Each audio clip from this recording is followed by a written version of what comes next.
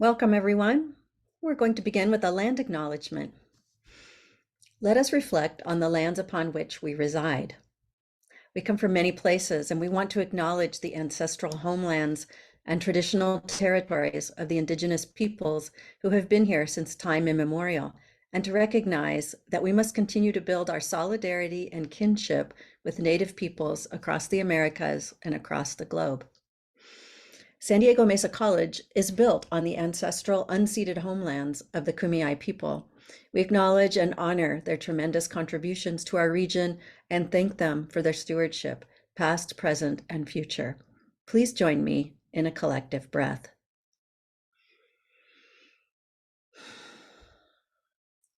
As all of our liberation is entwined, so is our history.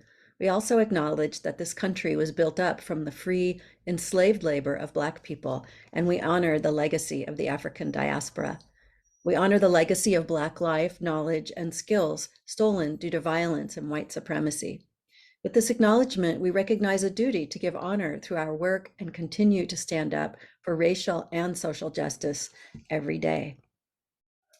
Thank you. And thank you everyone for coming. My name is Wendy Smith, and I am one of the facilitators for today's event, which is being recorded to share with those who are unable to attend. Please fill out the survey. The link is in the chat. This helps us learn more about our audience and improve what we do. I teach English 101X courses with the theme of ethnography and ethnographic writing. It's more important than ever that students immerse themselves in communities, both familiar and unfamiliar. Qualitative research is relevant to life and career, prioritizing lived experience, observational powers, and diverse perspectives. And students bring a lot to the table. Many thanks to my inspirational co-creator, Caitlin Choi, who suggested this series. Today, we are excited to present our speaker, Dr. Juan Carrillo, writer, scholar, and professor of education. Shall we get started? Well, thank you. Thank you for this invitation. It's a beautiful thing whenever I'm kind of reconnected back to anything California. So I feel very connected and honored to serve as a presenter for today. I guess the way I'll start is by looking at some of these questions that the students provided for me. And for those that don't know that are in the audience, some of these questions, they seem to really get at the book that I wrote, Barrio Nerds, but I think it connects probably to bigger questions beyond, right? Barrio Nerds. But I guess a good place to start I love this question of, what initially inspired you to want to write about the subjects that I talk about or that I write about? And, I was reading through some stuff this morning and I was thinking about the writer Julio Cortázar, who said that we no longer believe because it's absurd, and it's absurd because we must believe, right? And then I thought about the writer Cristina Rivera Garza, who I've been reading one of her books recently, who said, I couldn't see the road, I heard the voice. And, I use those two kind of statements to kind of say that, my journey, a working class journey, son of, Mexicanos from the state of Sinaloa. I didn't know what was going on, in some ways. I didn't know what was ahead. And I'm trying to connect it to the journey of the students in this college space. There was just a lot going on, right? And I think deep down inside, I think the absurdity that my father articulated about what he thought about life was somehow in dialogue with the nostalgia that my mother had about the rancho or the ranch that she grew up in Mexico. So as a child, when people tell me their favorite childhood books, I don't remember reading any of them. Like, I felt like I lived in a different country. The literacy that I got, and maybe this connects to the students that are here, was the stories that my mom told me about the river in Sinaloa, about the horses, about the birds, about the plants. And then I remembered the absurdity and humor and tragic comedic ways in which my father mentored me into helping him out. And what I mean by that, I would go into the jails, or I would go into the bars, or I would go into the casinos or the swap meets. This is where my father hung out, and, he was like, I felt like he was teaching me, like, this is this is the community and the type of people that you should never overlook, and that you should see the beauty and the precious contradictions that you come from. And he's like, I am all too human, I am all too great, and I am all too frail, and you are my son and I am your father, right? And then I would balance that with just, like I said, hearing my mother say that once upon a time there was this beautiful rural town in Mexico, and it was so great, and it was so beautiful. So I was constantly hearing that. And I didn't learn how to read, at least I don't remember learning how to read by these K through, or maybe pre-K to fourth grade traditional, I guess, classics of the canon that people see as classics. Like I just said, I learned to read at the liquor store. So I would play basketball and I would use the sweat in my forehead and in the side of my cheeks, and I would wipe it off, and I would walk with a quarter or two to a liquor store. In LA, that's a term we use, at least my LA. I went to a liquor store and I read the New York Times, magazines about WWF. I read, you know, uh, I read about all sorts of topics, just magazine after magazine after magazine, to the point that I was skipped a couple of grades in literacy and reading.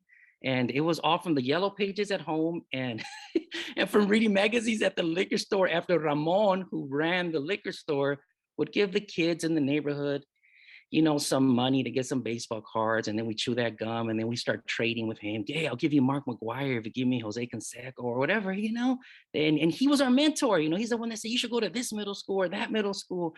Literacy was the liquor store next to the tequila and all the other drinks.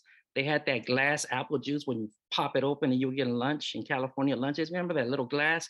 I remember how amazing that was as I was reading all sorts of magazines that were intended for higher grades, right? So I think like I said, my father, who hung out at the casino, who faced DUIs, and was in and out of certain spaces, and would dress up really nicely to go to the SWAT meet and would come back with some amazing deals. I think those stories, seeing that, really inspired me, right? So I think sometimes we think about let's move away from our stories so that we could quote unquote make it. But I felt the opposite. I felt that the more I got into school, the more I got into these spaces of certification and awards and credentialing, like the more I went into the mainstream, the closer I got to my father and my mother, because I got to see the absurdity of the idea that we move up when instead we just move somewhere else, right? I was like, that is so absurd. And I just kept thinking of the way my mom and my father mentored me, right? So I think that upbringing, and I don't know how this connects maybe to the students, that idea of being on the side of the maladjusted, that was the power. That was the narrative, right? That was the contradiction. That was the melancholy, the nostalgia. That was the craft, right?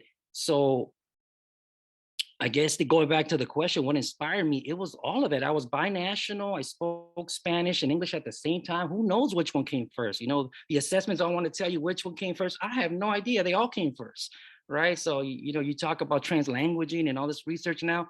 So in that space of language and crossing all these borders and embodying in the flesh the things I would later end up writing about, there was always constantly in dialogue as I traveled, LA, as I traveled to Mexico on a Greyhound bus. And then we took 2 or 3 more buses once we crossed through Tijuana. You're in San Diego, so regionally what I'm talking about.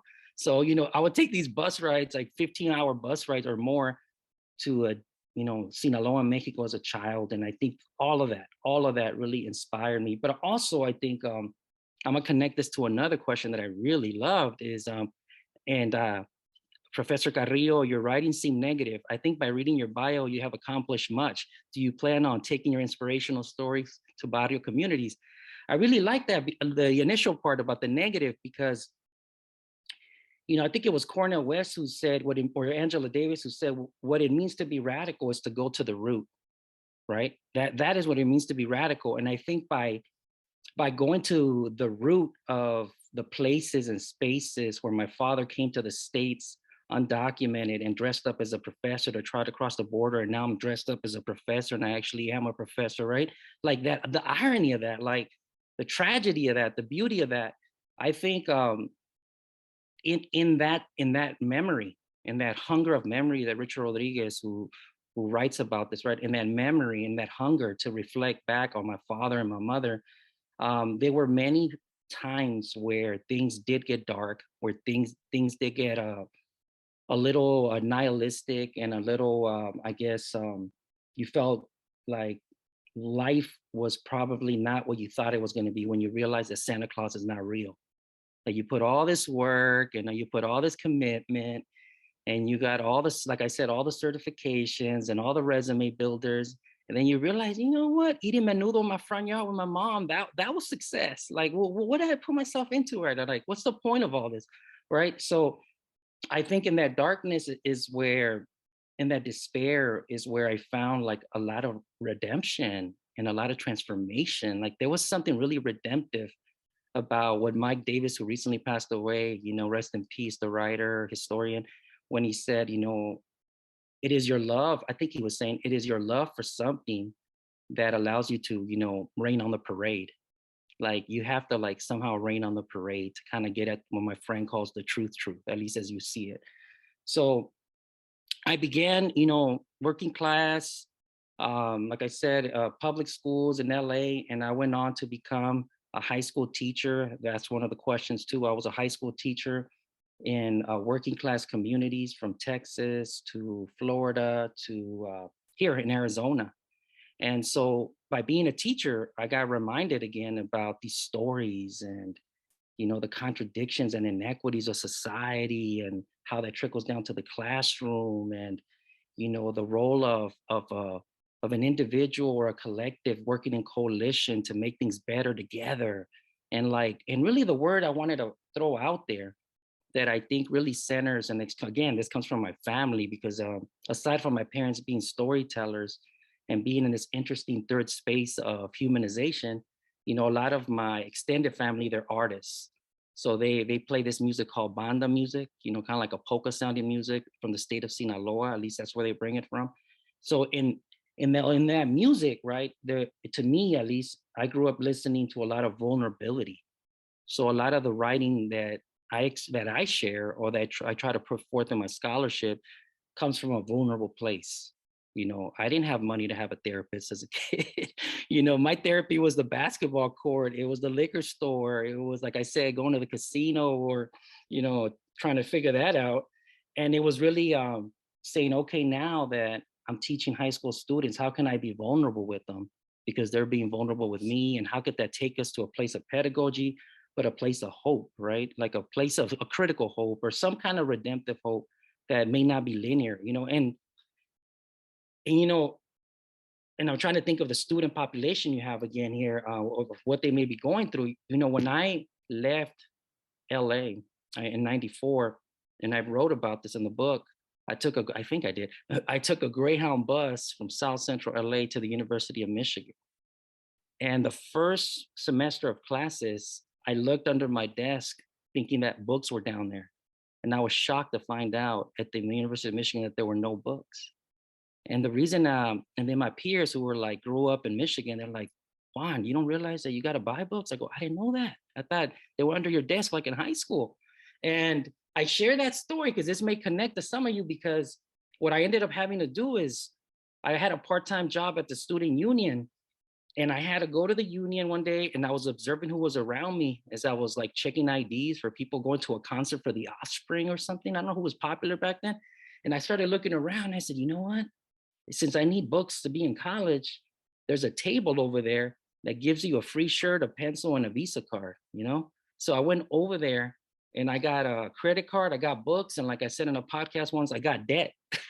So it's like I got into debt while trying to get my books, right? But I think it is that absurdity and that messiness of like, how am I going to get money for books? Like, how do you even do that? Like, well, who gives you money? Like, well, how many more jobs do I need? I already have one and I still can't afford books. So I get this Visa card and I try to get some books.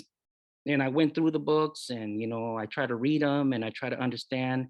And I tell this to my undergrads, when I was going through my initial undergraduate experience, it's crazy that now I'm speaking, right? Like in this public domain, but I didn't speak because I was processing so much.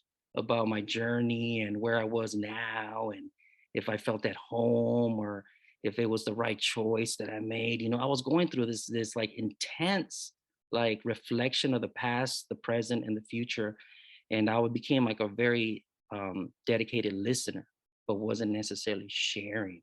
It took a while to share, whether it's written or through teaching or through mentoring or however that played itself out.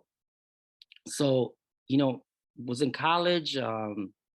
We ended up going to grad school at UT Austin, but before I got there, I'm gonna be real, there were a lot of hiccups. There were a lot of, right now I teach at Arizona State, and sometimes I kind of go through this memory thing because I remember parking my car at an IHOP and running to the financial aid office to figure out if I did my forms right. And now I go to that same parking lot and I'm the one who gets to host future professors who are looking for a job. I walk them. It's no longer an IHOP, it's a hotel. So every time I go to that hotel, I just stand there for a second. I'm like, I used to park here with like no money, all this debt. And I used to pray that no one would like, take my car as I rush to the financial aid office as I try to figure out how to fill out that paperwork. So it's just this journey of messy. It was not neat. There was no perfect, clean timeline. There was no sense of like, if I do this, I'm gonna get here. It was just a constant battle to try to stay true to myself while at the same time trying to accomplish something that I wasn't super clear about, right? For a lot of part of that journey. But what ended up happening, I guess, is after teaching in in high schools across the states, I ended up going to grad school. I decided to go. This connects to your question. How did you get to your work, and why did you leave the K through 12 environment? I ended up going to grad school because I realized that, at least at the moment, I was like, maybe if I go to grad school, like I kind of hinted at this already, I'll find ways to keep fighting the good fight to help and support and be in coalition with students that had similar journeys to mine. I wanted to be part of that fight, I wanted to be part of that conversation and do whatever it would take to keep fighting the good fight.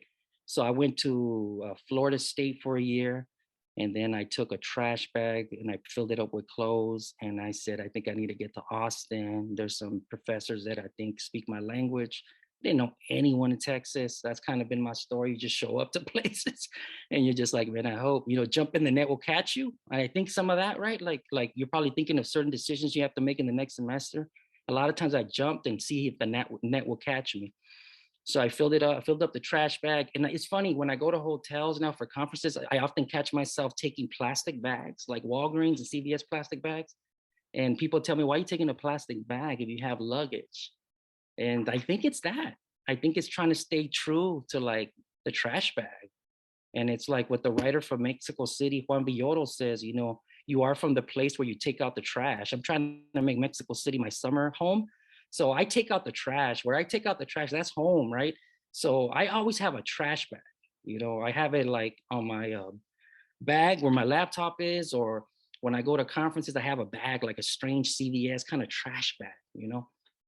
And it always throws certain people off when they see it, and when they also notice I have a luggage. So um, so yeah, so I ended up going to UT Austin, and I was there for a couple of years, and it was there, I guess, where I started realizing that I could tell a narrative, qualitative. When you start learning the language of academia, a qualitative research study that would document the schooling trajectories of working class Latino males. It was kind of there where I was like, oh, okay, there's something called qualitative research methods. There's something called narrative analysis. Oh, there's even ethnography, like the title of these talks. There's something called life history. There's something called testimonials. You start reading and you start like, oh, okay, I've been doing this for years, with my mom. This is, we didn't call it that, but this has been going on for as long since I was a baby.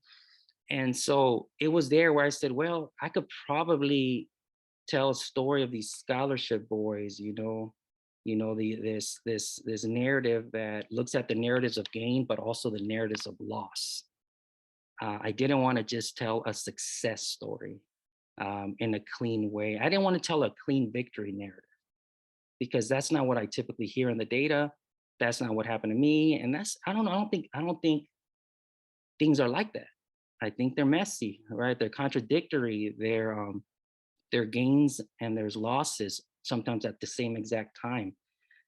And so I started like documenting that, right? Like documenting the trajectories of working class males of color, Latino male youth, and talking about ideas around masculinity and home. And I wrote a lot about home, and I think the consensus I came up with from reading all sorts of folk and just reflecting and staying alive somehow is that for me, home, maybe this connects to the students as well, is it's like a compass. Now we have GPS. I just drove from Mexico, put in the GPS, and I'm back. The home is a GPS that guides your ethics, your activism, your politics. You don't necessarily have to be there to still have it in you. It's just like what I heard someone say: no matter where you go, there you are, right? So I could be in a there's a place that has a bunch of Nemos, these little fish that you think is paradise, but whatever you are, there you are, even right there, you're still there. So coming face to face with who you are, no matter where you are. So so I said, I don't want to write about these clean victory narratives. I want to talk about the melancholy, the nostalgia, the contradictions, and the way home, the working class home, it's not something you run away from, but something that guides you. It's an informant.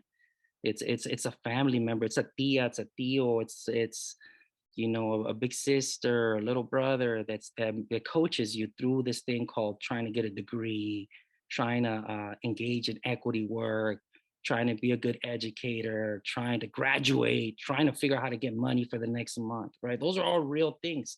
So I realized that that this thing of home is not something that is clean cut, that it's metaphorical, but it's also literal, and that it's something that I could draw from, and that many males of color and Latino males draw from, their working class home. Um, and now I'm going back to the questions here. Yeah, these are good ones. What do you feel you lost? Oh wow. Yeah, I don't know how much I should say about this, but I tend to always say too much, so I'll say too much. But my son is 10 years old, and he was in the car the other day, and he was just like riffing after school. And I said, "You sound like Foucault right now." He's like, "Who?" I said, "You sound like that French philosopher Foucault. He wrote a book called The History of Madness and Discipline and Punishment." And then I forgot what else I said. And he goes, "Man, that sounds real deep, but that's not something my school cares about." He said something like that. And but I riff a lot with my kids, and I feel like some of the things that I lost along the way was, I think I mentioned this in an article called Vulnerable Manhood, where you missed all these birthdays. Like I could talk practical, literal, metaphorical. To be quote unquote successful, I missed a lot of birthdays. I missed a lot of get togethers. I was in Mexico, like I said, 2 weeks ago, and I saw family members I hadn't seen in 20 years. So, in that effort to quote unquote be somebody, I lost touch with some folk, not everybody, well, with some folk that I would consider family. And, that's a interesting thing to wrestle with, right? Like, especially at midlife, when you start looking back, was it worth it, right? And maybe it is worth it. And it's always going to be like gain and loss, right? So I hugged a lot of family members at a coastal wedding right here in a little town, not too far from where I'm sitting right now in Mexico. And I started getting flashbacks of all the time that has passed. They were introducing me to people that were family that I had no idea existed. They're like, "This is my son, this is my daughter, this is." So I think that those get-togethers, the communication and connection to certain family members, a lot of that was lost. But I also think what happens, and I think going back to the question about negative, is that you transform by entering the mainstream, and it's not necessarily always a healthy thing. So I find myself now that a lot of folk are working themselves to exhaustion to try to claim or get what you had at the beginning, which is time and intimacy, and almost like, I don't want to sound hyper romantic, but a sense of innocence. This sense of like, you know you trust people who, at least I did, you trust people who are not out there just to be social climbers, right?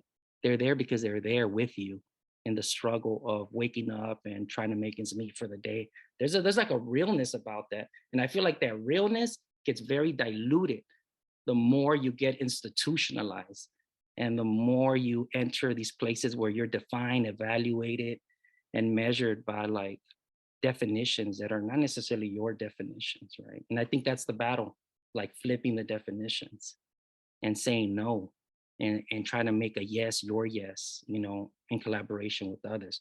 So, okay, so I'm looking here at other questions. It says, can you take honey out of how do I, as an African, what do you mean by decolonize? Maybe that one. Yeah, I think I was getting at some of that. This idea of, at least for me, this idea of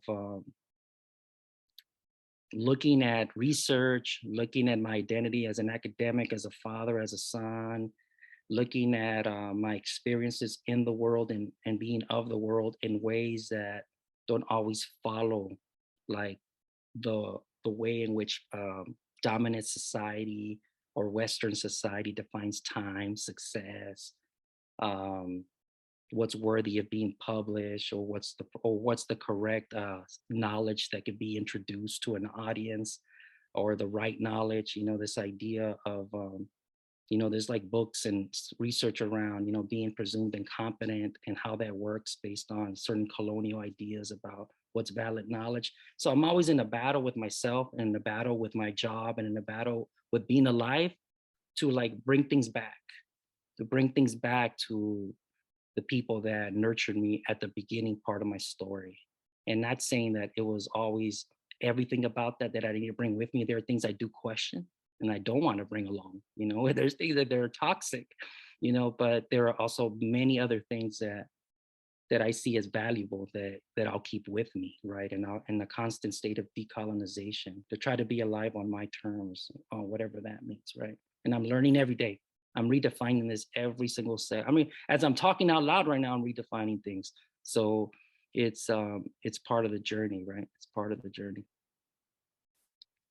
Let's see here. I'm looking at a few more questions. I'm from San Diego. I grew up in Barrio Logan. Not repping, just live there. Do you change the way you talk depending on audience? Yeah, I think so. I think so. I think so. I think I play basketball. So I play basketball. Actually, I don't play basketball. I work out. Other people play basketball. I don't make too many shots, but when I play basketball, I have a student who's Navajo, and he told me the other day, he's a PhD student. He's like, what's interesting? I go, what's that? He said, a lot of the professors that are here right now that are hooping, I noticed they dropped their guard. And he was telling me how like the professors he saw in the office and the professor personalities he saw on the court were very different. So I was like, yeah, you're right. I think a lot of people here in the space have a comfort like to just like be real in a different way, right? So the dialogue we have in different spaces sometimes does shift, sometimes does change. And I was at a party for my sister's college graduation. Time flies. I think it was Thursday, maybe it was Thursday 2 weeks ago. And, it was all Spanish. It was all my sister, and I lived together in a duplex in Compton, the last place we lived. And she graduated from Dominguez High. I graduated from where Suge Knight graduated from, right? From Death Row, Linwood High in LA. So when we were there, we were telling old stories. We were just storytelling, and the tables were eating carne asada tacos. We're just like, it was all Spanish. It was all jokes. It was all like poking fun at each other. So I think the flavor, like you're saying, like Barrio Logan, I've been there. The flavor changes a lot of times from place to place. And I think it's hard because I love your question, because I remember one time I was at a university. I've been to a couple. I was at a university and I don't know if I'm making the story up. When you tell a story, sometimes you think you're making it up, but you're not 100% sure if it's true, but I think it is. And I was with a student of mine, and we were playing basketball. And we're heading back to this meeting. Let's see if I can make this make sense. But I remember telling them, I don't want to be a professor today. I just want to be what we're right now out here. When we get in that building, I just want to joke like that and then still take care of business, but be ourselves. And to make a long story short, really short, when I walked in there and we were goofing around and then we answered the questions, the meeting, we answered, we gave good advice. At least we thought we did. Da, da, da, da, da. We solved some problems, being a professor, like in life, you're always trying to solve these fires. And, I felt like him and I, we did our part. But because we brought that energy from the basketball court and he was from like Jersey somewhere, I think, because we brought that energy, I don't want to say I got in trouble, but there was I remember someone saying, yeah, that we were out of control. There was another word used that, that we shouldn't have behaved that way.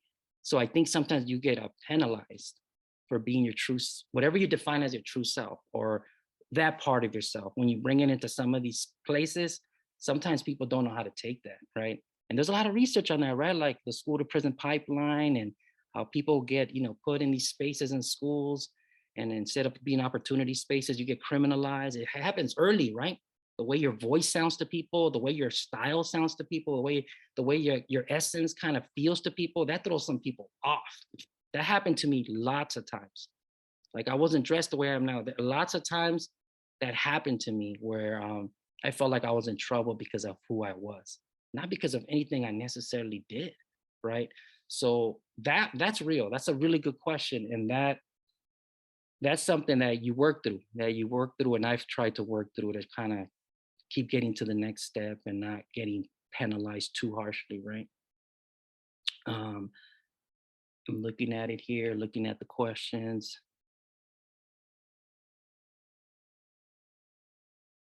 I can feel fake sometimes at work, trying to be so polite, not joke around. Right? Exactly, exactly. It feels really fake. I have one of my real close friends.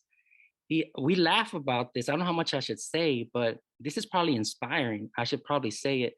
But he never lost touch with his barrio community, and he was one of my best friends. I feel like I have a lot of best friends. I feel grateful about that. And he's from the streets too, but the streets of Dallas, Texas, Oak Cliff.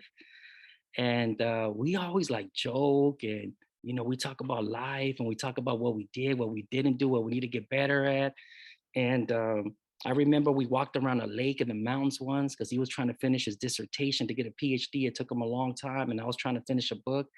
And I remember he did something where he's like, make a circle with your eyes. He was messing around, He's like, make a circle, make a circle. And I think I saw a deer running around. Like I didn't grow up around no deer. I'm like, hold up, there's some deer. And then he's like, no, make a circle. And I made a circle. And he said, look up. And he was showing me how with the circle, you could see the constellations. Like we didn't have no fancy telescope from REI or whatever that store is called. I don't even know where you get a telescope at. He's like, make a circle. And he was showing me like how to find all the constellations. And my stomach was hurting from the laughter, but it worked. Like I could see the Big Dipper. I don't know what I was looking at, but it worked, right? And I think those kind of people who are like in the game, but not becoming the game all the way, those are the people I can really connect with, right? To take a breath from, like you said, the fakeness of it all sometimes. But what I wanted to say about him is that right now, he's second in power right now from being the president of the University of Texas. I may get this wrong. There's so many Texas campuses. The University of Texas at Dallas, which is his barrio school, the university in his community. So he got up, he's there. He's in that space, and he didn't compromise. He said it's important if some of you feel like you have to go somewhere else to do XYZ. He goes, some of us also have to stay. I heard him say on YouTube the other day, he goes, so I'm here, I'm not going anywhere. And he's working at that university, trying to create partnerships and connect with communities. And he's trying not to be fake, right? He's trying to be the person he was down the block from the university. And I teach here in Arizona, and part of my journey for 5-6 years was here. Like I said, parking at the IHOP. It was getting stranded at the bus when I missed the bus. It was going to this mall that's no longer there, trying to play video games to get through the day. It was going out at night and trying to find friends. I didn't know anybody. I kept moving so much. I was like, how do I find friends? But now I'm in these college classes, and there's all these rules and regulations and ways you're supposed to be or not be, like you're saying, right? But I feel grateful that I still have a lot of friends that are here that remember the old me. I even like when I don't, this probably happens to you, when I see my family from the old school or the old times, I'm not a professor, you know. They remember that I used to like Rice Krispies or something, you know. They call me still Juanito, or you know, they'll tell stories. I think when I was in Mexico the other day, my aunt was telling me, my tia was telling me that I used to get these little pastries called coricos, and I would put them on my fingers when I would go to Mexico, and they would come out this kiln or something, and I would pay like $1 or something in pesos, and I would get a bunch of them, and I would put them on my fingers, kind of like championship rings for basketball, and I'd be all happy eating them as I was walking back to my aunt's house. And that one day, my aunt just told me about it 2 weeks ago. She goes, "You used to always say, hey, you know, I like my mom, but can that lady be my mom? Because I like these coricos." She's like, "Isn't there any chance you can help me make that lady my mom?" You know, and I was like, "I don't remember saying that." She's like, "Yeah, you used to be about the coricos, all about that life." But I think that's part of it. Like, what does realness mean to you?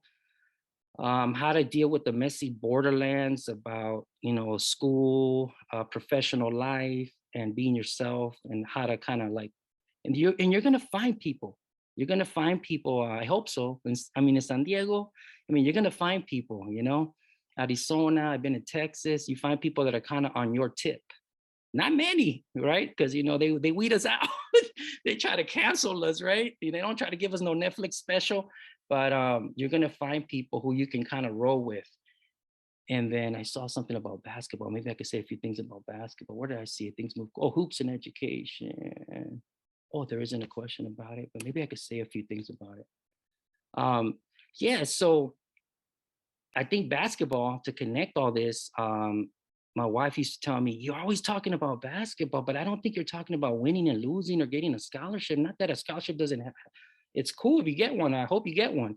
But he's like, "You're talking about it in this other way, like about, you know, social justice, or about, you know, finding yourself in the larger scheme of things, identity. You're talking about identity, and you're talking about community and equity. There's something there that you should write about." Then I went to this person I met who did like tarot cards. I don't even know if I'm saying that right. She read my cards. She goes, "You should write about basketball." So and my wife's like, "You should write about it." And the tarot cards goes, "You should." I go, "How do I do that? What do I write about basketball? Like that I like a basketball team. Like, how do you write about that in education?" And then I emailed the professor because I studied the arts for when I was in undergrad. I skipped through a lot of majors, and people were telling me, "Graduate, you're skipping around." I did all these majors because I had a massive thirst for knowledge, and I felt like nothing was answering my questions. So I was doing theater, and I was writing and poetry and reading essays, and then all of a sudden I'm in sociology, like geography, and I'm skipping everywhere. So one of my professors from the arts is like, you know, if you're talking about basketball, you know, here's some articles I have about walking, like the arts and walking. I'm like, walking. And so I started reading about walking and all these things. I'm just asking people, and people gave me their patience. You know, they're like, you know, you could do something. And what ended up happening was hoops. I see it here, hoops in education. And the question is that very difficult, but I started saying, wait a minute, I kind of said this already, but I said, when I dribbled that ball and I smelled it, and I had Manny next to me and Hector and another neighborhood kid with the glove, and they were throwing the glove up and down and the ball up and down as traffic was going through LA, and I'm there dribbling the ball. I said something was happening when I was dribbling that ball. When I was dribbling that ball and we jumped the gate that was bent at a 35-degree angle, and I would get my shirt kind of tied up, and then I would take it off. I go, something was happening there. I go, if certain kids from certain communities get credit or get all these stories told about how they go to summer camp and do research on STEM and insects, and then they stay overnight and they walk these trails and they become so learned in that trail walk. I go, us city kids, us kids from the hood, those of us that try to play sports like basketball, there's something there too about what we learned and what we got from it and what we do with basketball that builds a sense of knowledge creation and community and love and intimacy between friends. I go, there's something beautiful there, even if it's contradictory. So I wrote about this idea of basketball, and there's other things that I've been working on. I'm working on a book too that's going to look at it from a Mexico and U.S. lens across borders. And I started looking at basketball as a place of identity formation in these crevices and these cracks, right, where people convene and reassess their notions of what it means to be a professor, or their notions of what it means to be alive, or their notions of what it means to be an educated person, and how the metaphors of passing and play and just, being in that space provided not only cognitive growth but spiritual and emotional growth, right? And it provided something of value to us, and it still provides. So I still try to go play, and that's what I do. I play. I don't try to win. It's nice, I guess. You feel good on a Friday night, but I try to just go play. My students mentor me. I mentor them. It's dialectical. It's Socratic, right? This idea of the game. I do it with my son and my daughter. Like my son, I was told on the court about a week ago. I was like, "Hey, you just did the Euro step." For those of you that know basketball, it's kind of like an awkward movement, and I missed the layup, right? But I was like, I did it. And I realized that a week prior, I had been practicing with my son, just messing around. We got TikTok and we started looking how to do the Euro step. And we both went back and forth, like missing every shot, trying to do the Euro step. And unconsciously on the basketball court, I was doing that. And I just say that um, to talk about the beauty about a game that seems so simple and people maybe overlook it in our communities, that I think helped me make sense of the absurd realities of how we're judged as Latinos, how we're judged as being the son of an undocumented immigrant, how we're judged by being low income. It was the game that made me, one of the things that made me deal with the absurd. It wasn't just to help my blood work and my blood pressure, whatever all that blood work you do. It wasn't just that. It helped me frame the absurdity of being in a world that, like Du Bois says, how does it feel to be a problem? When you're in that, and when you're constantly in that body, when you're a problem to different parts of the journey, the hoop game, the court, the smell, the friends, the joking, like you said, not being fake for that moment, um, that helped me decolonize the way I express myself, and the way I shared what I thought was research, and the way I shared what I thought was writing, because it's a lot of my writing is very experimental. I play, I write as I go, and it's like talking. Like I feel like I talk to myself. Da-da-da-da-da, and then this happened and that happened, and then like I fell off the bunk bed, but I'm still here. Even though I fell off the bunk bed, I'm still here, and that is why I play basketball. Like I take it somewhere, I try, right? I'm in constant dialogue with myself and my family, and the things I've learned, the things I've gotten quote unquote right, the things I've gotten wrong. And yeah, it's healing. It's a very healing place, even with all, like I said, the things that can be toxic about any game. It's been healing. Let's see here. Coricos are the best, especially for Sinaloa. That's right. I have someone who knows what I'm talking about. Yeah, I'm actually going to a wedding. If you don't know this, go to Sinaloa. Don't just go to Cancun, to the green zones where everything's already, all you can eat and everything's. Go to Sinaloa and go eat some coricos and some chilorio, and go listen to some banda music. Let the night get really dark and dance, and maybe cross a river where there's no bridge on your car and see if you can still make it to the other side. That's what it's about. We used to make slingshots. I would get on a horse and it would go the wrong direction. We would make corn on a field, and just talk and share stories over corn. And it was too hot, and the mosquitoes, they didn't like tourists, so I would get bit up everywhere. So if you were a tourist, the mosquitoes knew, right? I'm sure someone's going to type this. If you're a tourist, mosquitoes know. So they ate me up as a kid, but those are fond memories. So I think what I'm saying is your memories, your stories, your familia, those things inside of you that sometimes feel like they're getting lost. To what extent can you use that power and that knowledge to like pay it forward, to get through the next step in your journey, and just the inspiration that comes from all that, right? Like there's a lot of power in that. Let's see here. I'm from San Diego. Oh, I read that one. How do I, as an African American, connect Latino males in the English classes that teach? Not sure I understand that. How do I, as an African American, connect. Let me see if I connect Latino males on English that teach. If now hopefully I'm getting this right, but I think I'm going to connect Latino males and English classes that I teach.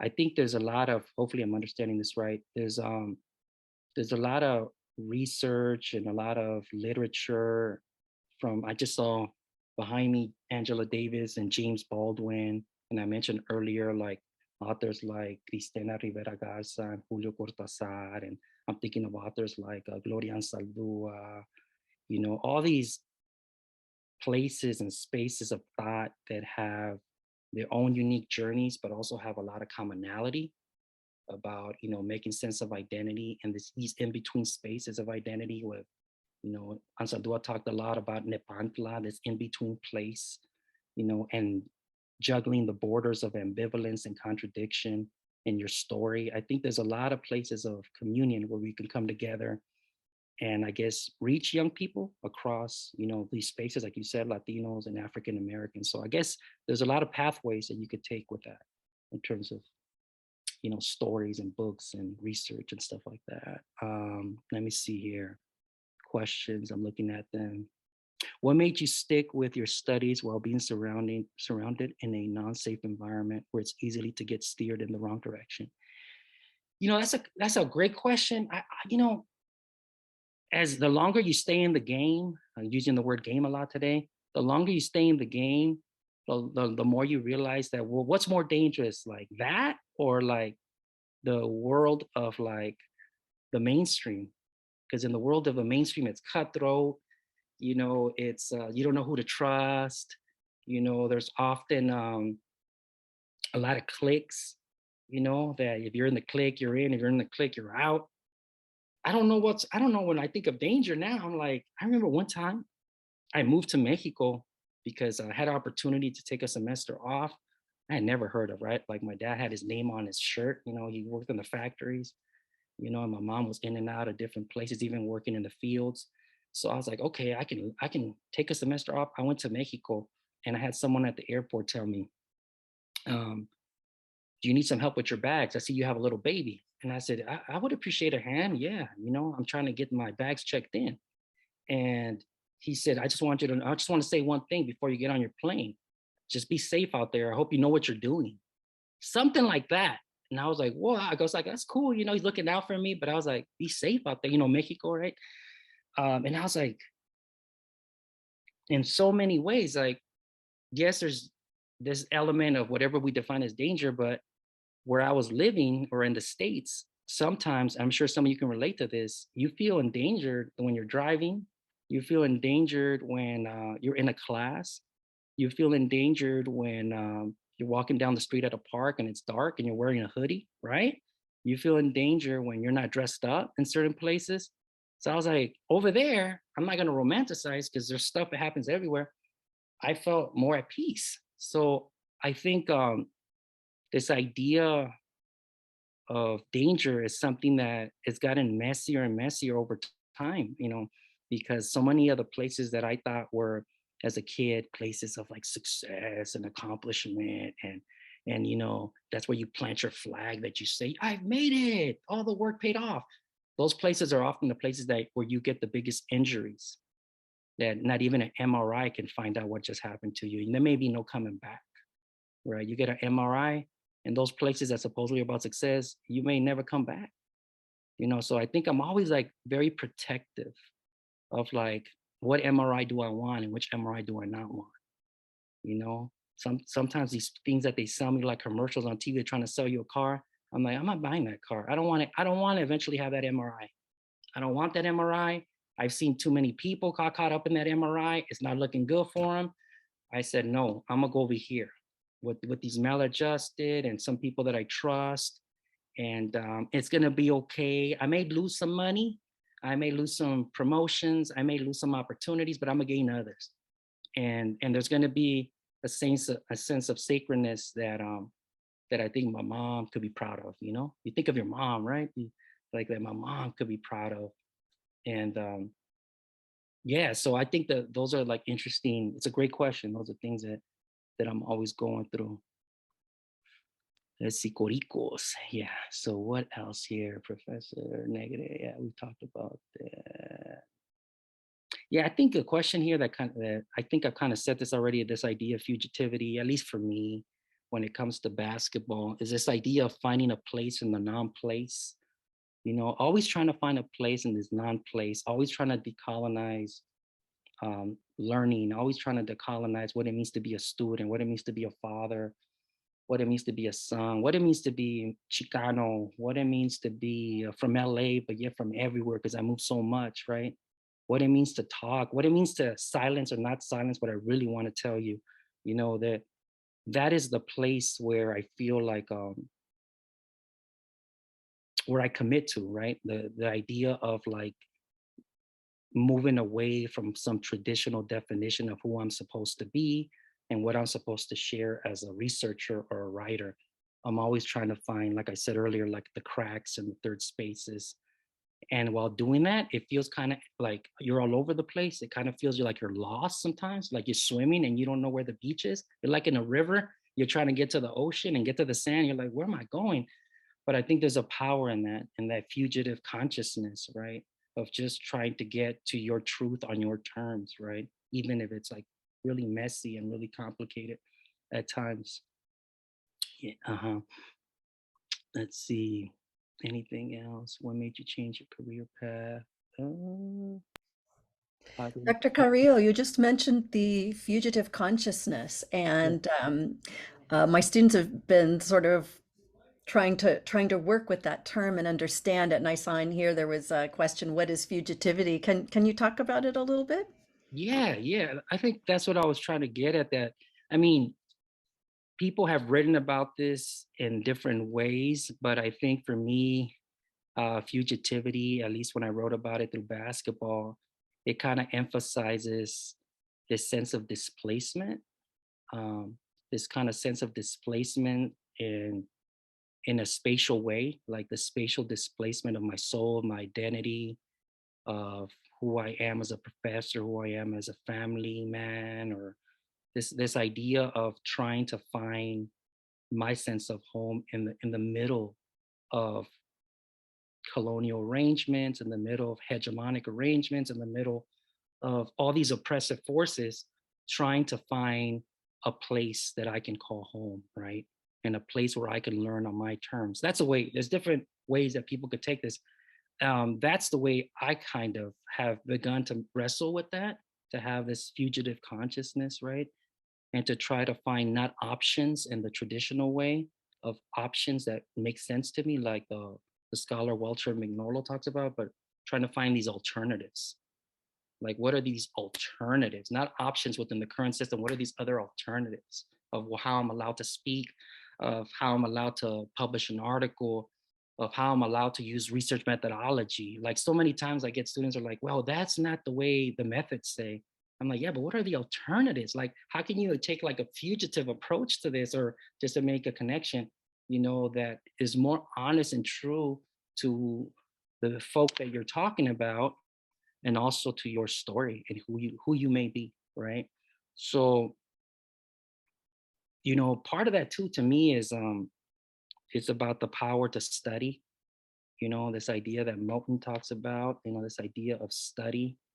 And I think to me, study, there's no more time for it in some ways when you become a part of the bureaucracy of institutions. Sometimes it's hard to find study time.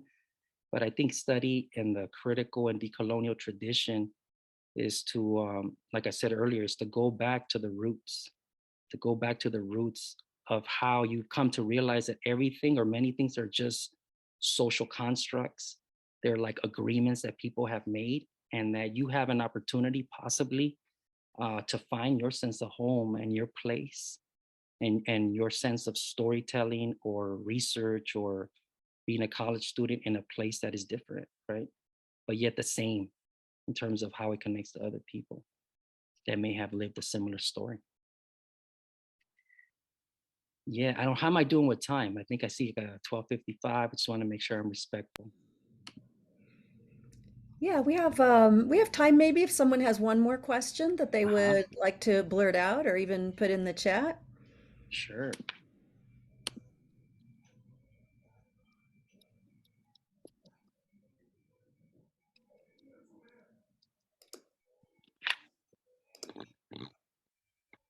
Well, perhaps not. I have a feeling everyone is just absorbing and taking it all in. Um, Maybe it's time to wrap it up. I want to thank everyone who came today. Thank you to the poetic and real Dr. Carrillo for prioritizing the students' questions and for bringing your stories to us. I would like everyone to remember to fill out the survey. A link is in the chat.